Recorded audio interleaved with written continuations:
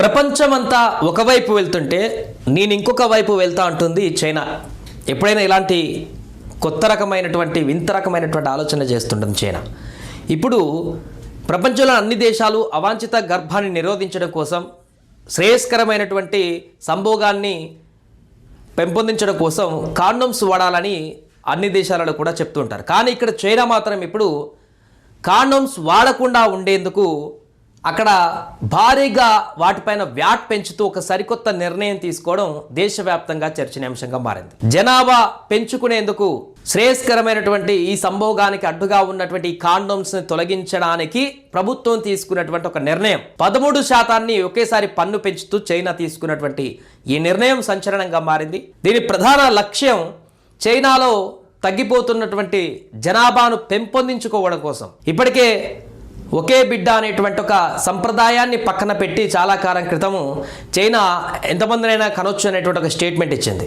మంచి రిజల్ట్ రాకపోవడంతో ఒక అడుగు ముందుకు వేసి 1993లో ఎప్పుడైతే జనాభా నియంత్రణకు సంబంధించినటువంటి విధానాన్ని తీసుకువచ్చిందో అప్పుడు పూర్తిగా ఈ యొక్క కాండోమ్స్ పైన పన్నును మినహాయింపించి అందుబాటులోకి ఉంచిందో ప్రజలకు జనాభా తగ్గించడం కోసం, ఇప్పుడు పూర్తిగా పన్ను విధానాన్ని ఇప్పుడు పన్ను విపరీతంగా పెంచుతూ 13% అమలు చేయడానికి సిద్ధమైంది. జనవరి 1, 2026 నుంచి ఈ యొక్క నిబంధన అక్కడ ఈ యొక్క పన్ను అమలులోకి రాబోతుందన్నట్టుగా తెలుస్తుంది.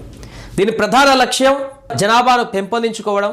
పూర్తిగా ఒకే బిడ్డ అనేది కాకుండా విపరీతంగా జనాభాలో, ఎందుకంటే వృద్ధుల శాతం ఎక్కువైపోతుంది చైనాలో, జనగణన కూడా తగ్గిపోతుంది. దీన్ని దృష్టిలో ఉంచుకొని జనాలను, యువతను పెంచడం కోసం తీసుకున్నటువంటి నిర్ణయం అని చెప్తున్నారు. దీనికి ఎదురవుతున్నటువంటి ప్రశ్నలు ఏంటంటే అనేకంగా యువత ఇప్పుడు ఆగ్రహం వ్యక్తం చేస్తున్నారు.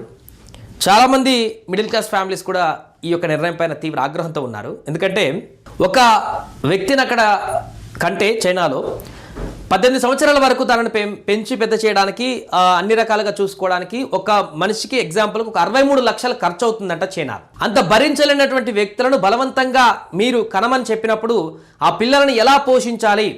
ఇప్పుడు పెంచినటువంటి వ్యాటుతో ఆ కాండమ్సే కొనలేనటువంటి స్థితిలో ఉన్నటువంటి వారి పరిస్థితి ఏంటి అనేది తీవ్ర ఆగ్రహం వ్యక్తం చేస్తున్నారు.